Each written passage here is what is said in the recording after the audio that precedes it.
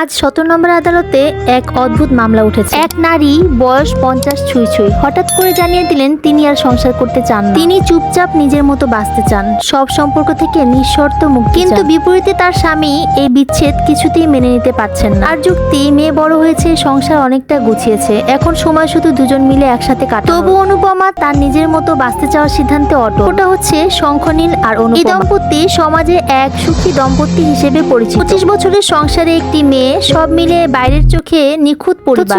আজ অনুপমা দাঁড়িয়েছেন বিচ্ছেদের জন্য কোর্টের রায়। বিচারক প্রশ্ন করেন, আপনার স্বামী কি অন্য কোনো সম্পর্কে জড়িত? অনুপমার হাসি মিশ্রিত উত্তর, আজও ওর জীবনে আমি ছাড়া কেউ, আমি ওর সবচেয়ে প্রিয়। বলে কি কোনো নির্যাতন, গায়ে হাত তোলে? না, ওরকম কিছু না। আমি নিজেও আয় করি, একজন কর্মজীবী নারী। আমার উপরে অত্যাচার করার সাহস হয়তো ওর হতো না, বললেন অনুপমা। তাহলে কেন?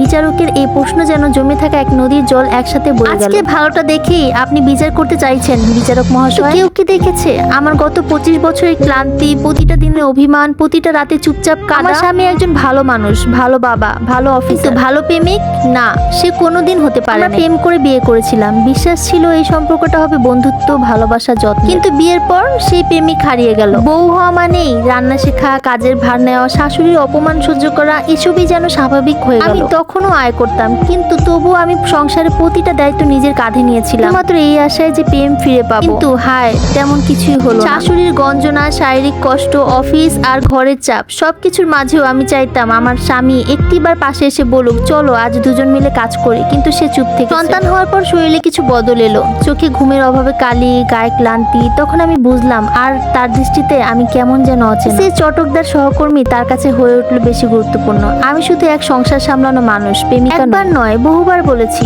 আমি আবার প্রেম পেতে চাই, তোমার প্রেমিকা হয়ে থাকতে চাই। একদমই শুনেনি আমি, তবু কারণ একটাই, মেয়েটার মুখের দিকে তাকিয়ে স্নেহ থেকে তাকে আমি বঞ্চিত করতে চাই। কিন্তু আমার স্বামী, সে কি একবারও আমার অভিমান বুঝতে চেয়েছে? সে আমাকে দিয়েছে সবচেয়ে ভালো বোর খেতাব, বন্ধুদের সামনে আমার সহ্য শক্তি প্রশংসা করেছে, কিন্তু নিজের ভালোবাসাটা কোনোদিন তুলে দেয়নি। আমি তার একটিবার পাশে থাকাও পাইনি, একটিবার জিজ্ঞেস করাও পাইনি তুমি কেমন আছো। সে নিজের মতো জীবনের স্বাদ নিয়েছে, বন্ধুদের সাথে ঘোরা, রাত জেগে আড্ডা, নিজের সময়কে নিজের মতো করে কাটানো। কিন্তু আমার সময়, আমি ২৫ বছর সংসার করেছি, ২৩ বছর মায়ের দায়িত্ব পালন করেছি, নিজের জীবনকে ফুরিয়ে দিয়েছি যেন, বিনিময়ে আমি পেয়েছি শূন্য। তবে আজ আর না, আজ আমি শুধু একজন বউ হয়ে বাঁচতে চাই, আমি স্বাধীন মানুষ হয়ে বাঁচতে চাই। আমি সকালে সূর্য দেখার সময় চাই, ডায়েরির পাতায় নিজের অনুভব লেখার সময় চাই। আমি চাই না ভোরে উঠে কারোর জন্য চা বানাতে গিয়ে আমার ঘুম কেটে যায়। আমি একটু সুখ চাই নিজের মতো করে, একটু শান্তি চাই যেটা কাউকে বোঝাতে হয় না, একটু ভালোবাসা চাই নিজের জন্য। বেশি কিছু চেয়েছি কি আমি? মানুষ হয়ে জন্মেছি বলেই না এই পৃথিবীর স্বাদ নিতে চাই। আমি নিজেকে মুক্ত করতে চাই,